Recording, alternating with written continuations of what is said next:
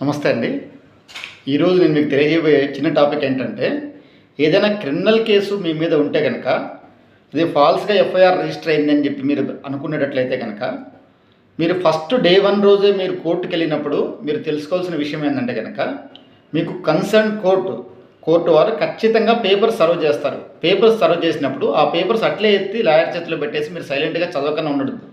మీరు ఆ పేపర్ తీసుకుని క్షుణ్ణంగా చూడండి.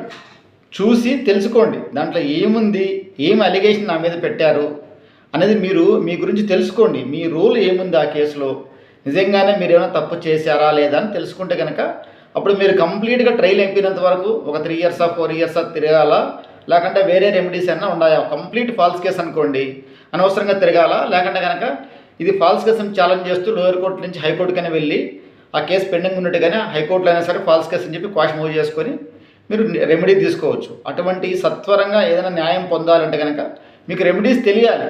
ఏదైనా కానీ ఇటువంటి జరిగినప్పుడు ఏదైనా తప్పుడు కేసులలో ఇవాళ రేపు పొలిటికల్గా మోటివేటెడ్ కానీ ఇంకోటి కానీ ఏదైనా మిమ్మల్ని ఇబ్బంది పెట్టి ఇటువంటి కేసులలో మీకు ఇబ్బంది పెడుతుంటే కనుక ఆ రెమెడీస్ మీరు తెలుసుకుంటే కనుక ఎవరినో సంబంధిత వ్యక్తులతో మీరు కాంటాక్ట్ చేసి మీరు బయటపడగలుగుతారు. లేదనుకోండి ఒక 1 ఇయర్లో లేదా కనుక హైకోర్టుకు వచ్చి తొందరగా ఏమైనా క్వాష్ కానీ ఇంకోటి కానీ మూవ్ చేసుకోవాలనే విషయాల్లో తెలియక మీరు ట్రయల్ కోర్ట్ ఫేస్ చేశారనుకోండి, కానీ జాప్యం అవుతుంది, కానీ తిరగవలసి వస్తుంది. ఫర్ ఎగ్జాంపుల్ గవర్నమెంట్ సర్వెంట్ అయి ఉంటారు, లేకుంటే ఎక్కడో జాబ్ చేస్తుంటారు.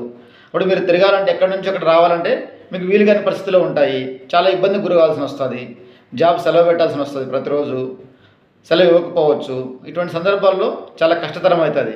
కాబట్టి మీకు రెమెడీస్ ఏమి ఉన్నాయి దీని మీద, ఇది ఫాల్స్ కేసు అనిపిస్తుంది కదా, మా మీద నింద ఏం లేదు కదా అనుకున్నప్పుడు ఇటువంటి తెలుసుకొని సత్వరం న్యాయం పొందాలని చెప్పి మీకు తెలిసిన వాళ్ళ ద్వారా కానీ నిపుణుల ద్వారా కానీ పరిష్కార మార్గాలు వెతుక్కోవాలని చెప్పి సలహా ఇస్తున్నాను. నమస్తే.